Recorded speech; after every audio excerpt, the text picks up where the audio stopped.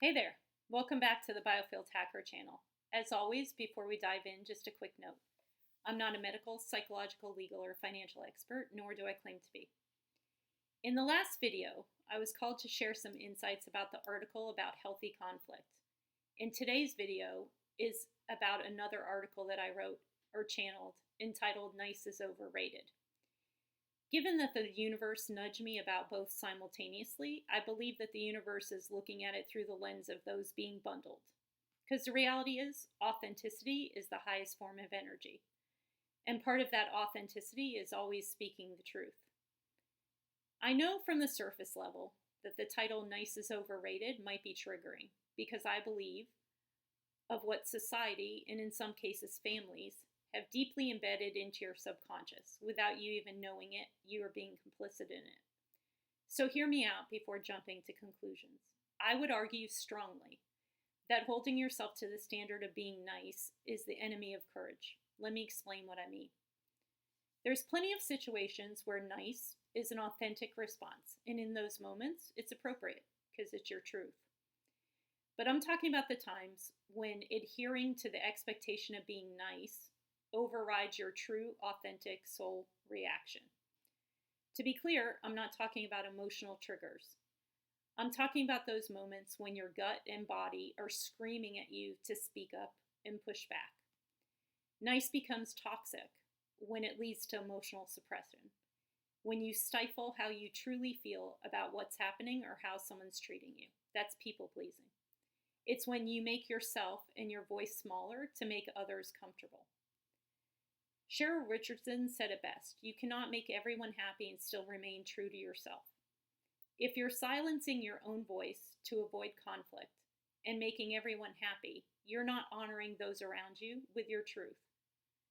Not only are you betraying yourself in the process, but you're also robbing others of the opportunity to see you as you are and to respond to your authenticity with their own. So pause for a moment to consider the essence of truth. Brene Brown says, clear is kind, unclear is unkind.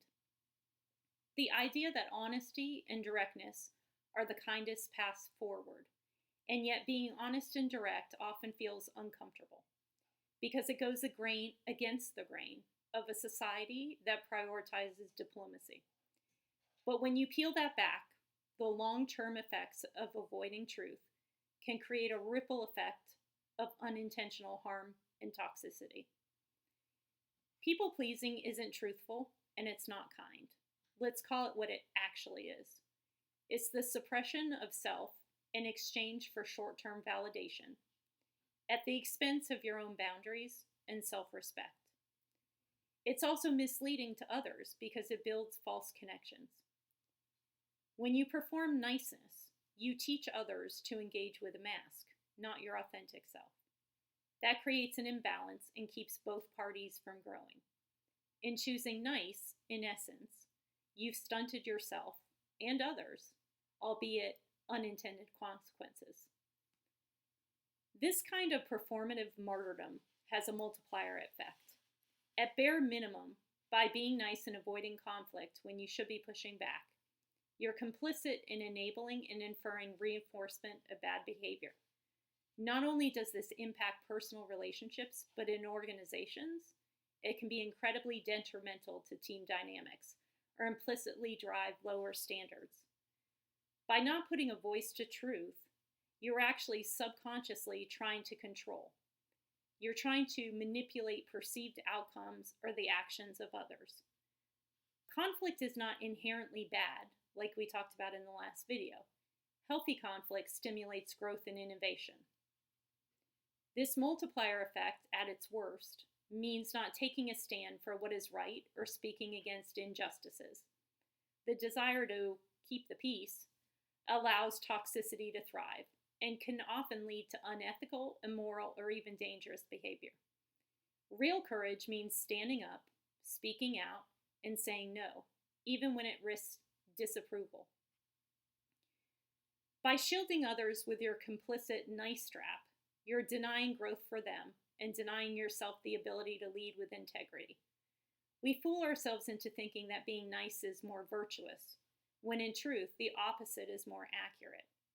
Real strength lies in truth, compassionate truth, but truth.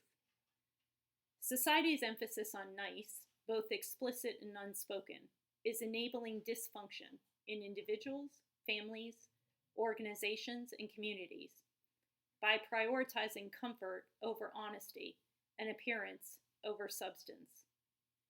As Gavin DeBecker wisely put it, niceness is a decision.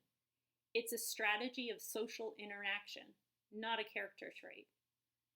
Niceness creates a deficit in accountability, feedback, and growth. And that brings me to today's field hack, and it's just 2 reflection questions for you today.